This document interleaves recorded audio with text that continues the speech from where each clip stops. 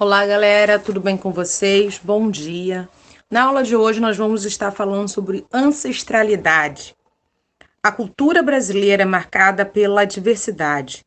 Olhe ao seu redor, na sala de aula, ou até mesmo em casa. Somos muito diferentes, não? Isto acontece porque, além dos europeus, grupos muito antigos viviam aqui ou vieram para cá. No continente americano, eram bastante diversificados e vieram de vários lugares ao redor do planeta. Na aula de hoje, vamos conhecer melhor quem são esses povos que fazem parte da nossa matrizes culturais, isto é, que são as origens da nossa cultura. O povo africano. Os africanos vieram para o Brasil, em sua maioria, escravizados, ainda durante o período colonial. O continente africano possuía e ainda possui etnias e culturas muito variadas. E a junção dessas culturas no Brasil gerou a cultura afro-brasileira, responsável pela criação do samba, da capoeira e do carnaval, por exemplo, além de muitas outras manifestações culturais. Ainda antes de chegar ao Brasil, porém, a cultura africana era bem desenvolvida e variada. Suas manifestações culturais e artísticas recebiam forte influência da religião, sendo utilizada na composição de elementos cerimoniais, seja na dança, na estatuaria, na arquitetura ou na confecção de máscaras, a maioria de madeira. Além disso, os materiais necessários na produção dos objetos de arte eram naturais, encontrados no meio ambiente, como a madeira, o barro, as conchas, pedaços de ossos, folhas, pigmentos naturais, metais, como o bronze.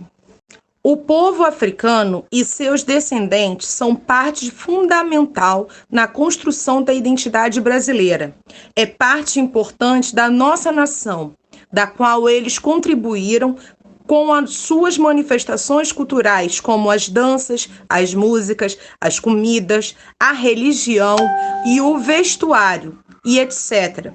Da cultura afro no Brasil, temos como exemplo a criação da capoeira, o maracatu, o samba, as religiões de matriz africana, a deliciosa gastronomia, como a feijoada brasileira e o acarajé, entre outros.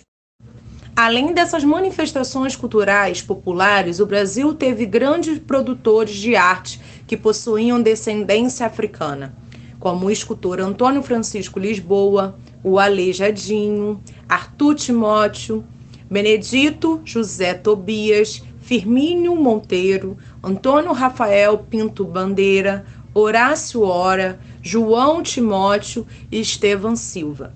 Nas artes plásticas, na música, podemos mencionar José Maurício Nunes Garcia como compositor musical e maestro de destaque da música barroca brasileira.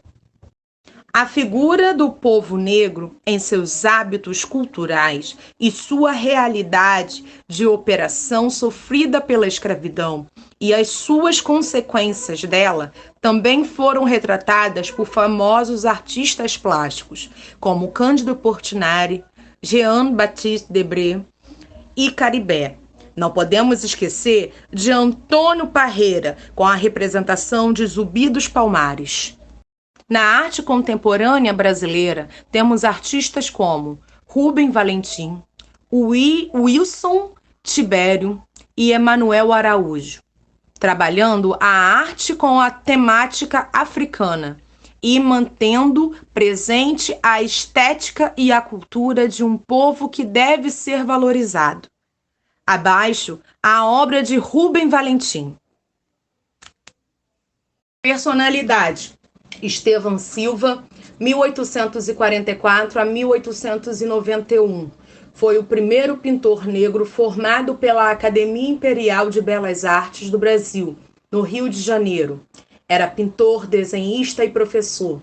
É considerado pela crítica especializada um dos mais aclamados pintores de natureza morta do Brasil.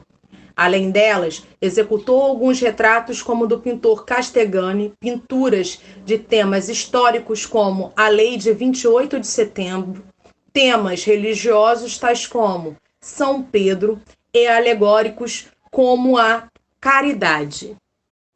América pré-colombiana. A situação indígena em nosso país é um assunto recorrente, mas que muitas vezes não nos chamam a atenção com a importância e o respeito devidos. Não se sabe ao certo quando a população indígena chegou à América, nem qual é a sua origem, mas os índios são os primeiros habitantes de uma terra descoberta, na visão europeia.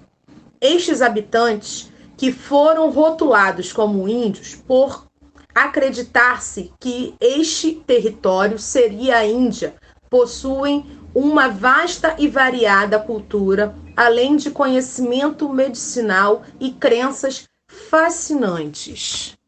Porém, é importante manter-se atento a um detalhe importante quando abordamos as manifestações da cultura indígena. As tribos não fazem parte de um imenso grupo. Na realidade, existiram cerca de 1.400 tribos indígenas e 1.300 línguas diferentes no ano de 1500, quando o Brasil foi descoberto. Existem muitas particularidades de uma tribo para outra, que se diferenciam por língua, cultura, crenças, vestuários e etc. Podemos observar, porém, que apesar de muito variadas, as tribos indígenas possuíam também uma rica expressão cultural, sendo marcante a sua produção com as penas das aves, também conhecida como arte plumária, usada como adorno. A pintura corporal também era uma forma de se enfeitar, mas possuía simbolismos e cada traçado podia designar uma posição dentro da tribo, bem como podiam ser usadas apenas em situações específicas, como as pinturas usadas numa cerimônia ou para ir para a guerra. Bem, turma, hoje paramos por aqui.